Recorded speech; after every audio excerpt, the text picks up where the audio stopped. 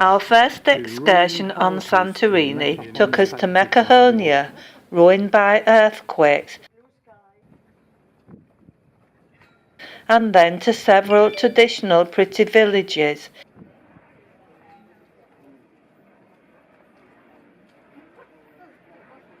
before continuing to the winery to enjoy tasting.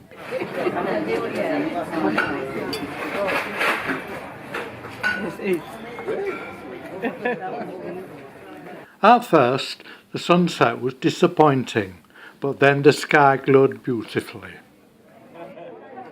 On the next day, we went to Oya, where we enjoyed a pleasant walk in the narrow street, with stops for coffee and beer, before continuing to the capital, Thera, where we visited the fabulous Museum of Minoan Artifacts. The town we're going to visit, where you'll be back here after 10 days. It's one of the most ancient cities of humanity. It is a city that started its life 6,500 years ago, ending its life in this terrible spring day of 1613 BC.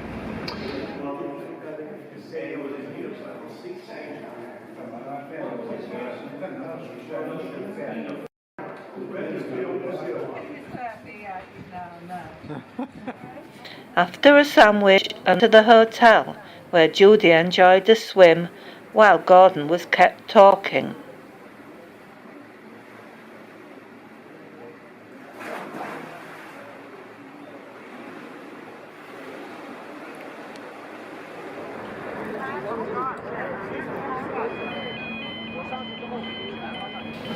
Now we are off to Paros, where we stayed at the Hotel Nargis. A pleasant walk took us to the Molinos windmill, where we enjoyed coffee and chocolate cake on the terrace, before being shown around the mill by the owner who had restored it.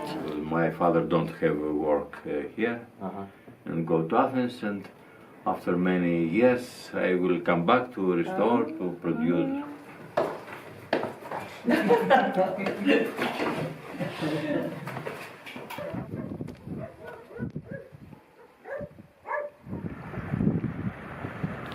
Later, we enjoyed dinner at the harbour side.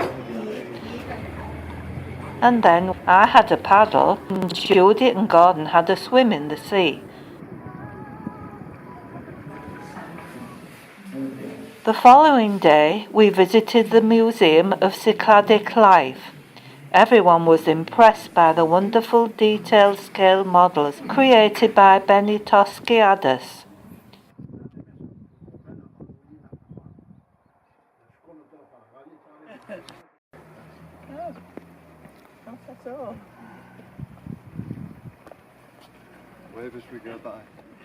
We continued to Nyosa, where we walked around the harbour, and Parika, with the church of 100 doors. After visiting the church, we bought sandwiches for lunch. Our next outing took us to Lefkas, hidden in the centre of the island away from the pirates. Orange juice in the cafe with a great view was the highlight for some.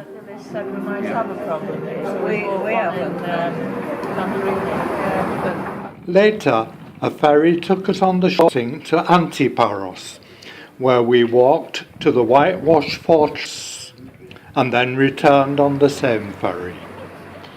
Now we took the Blue Star ferry to Naxos and the inappropriately named Naxos Palace Hotel.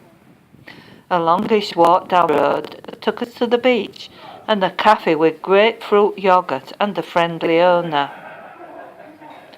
On day 2, we walked into Naxos town along the beach in the other direction, but not without some difficulty, as the path was not as clear as the hotel receptionist suggested it would be.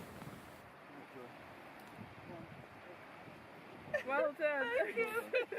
Look at this.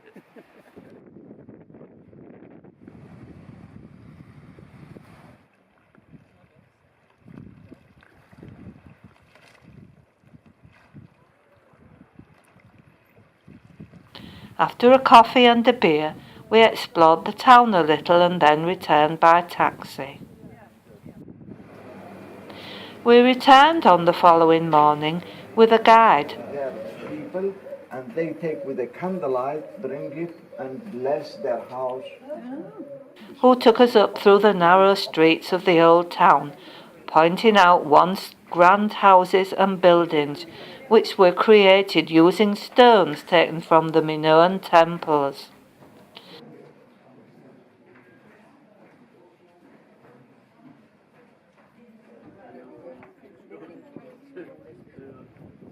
After lunch, we walked to the impressive Patara, believed to be the remains of the temple of Apollo. Later, we bumped into our guide again, and our last ferry journey took us back to Santorini, where we dutifully followed Dillis's blue umbrella to the bus, which returned us to the Rose Bay Hotel.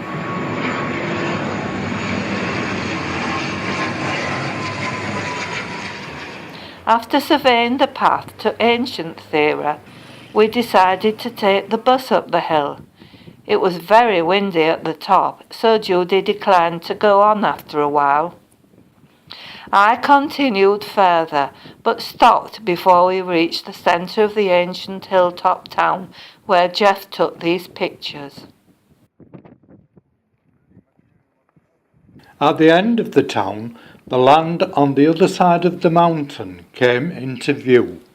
We all stretched our legs on the long downhill walk back to the hotel. Terrible that, but she's never sort of come out of it or anything, and it had this.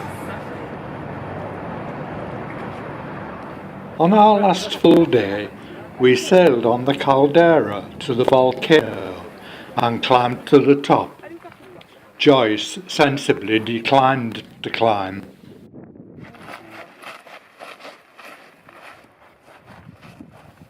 On the return voyage, we stopped at a warm spring, where some of our party ventured into the sea, while we watched from the safety of the ship.